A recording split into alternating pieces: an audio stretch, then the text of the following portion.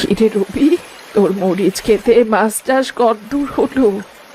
ও বুড়িমা, এর তো কোনো পরিবর্তনই দেখতে পাচ্ছি না গো। আমার এখন মোটেও ভালো ঠেকছে না। সবাই হাসাহাসি করছে আমাকে নিয়ে। ওরে বোকা, কারো ভালো কেউ সহ্য করতে পারে না রে, তাই তো সবাই হাসাহাসি করছে।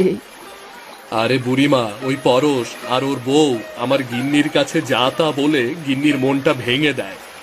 তারপর গিন্নি তো আমায় ভরসাই দেয় না, উল্টো আরো চেঁচামেচি করে। হ্যাঁ বুড়ি, জানো আজকে পরশ কাকু আর কাকিমা আমাদের বাড়িতে এসেছিল। তারা বলেছে তুমি নাকি বুড়ি হয়ে পাগল হয়ে গিয়েছো। আমি ঘরে বসে লুকিয়ে লুকিয়ে তাদের কথা শুনে ফেলেছি।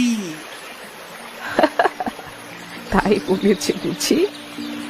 কি করব বলো তো বুড়িমা, আমার মাথায় কিছুই আসছে না।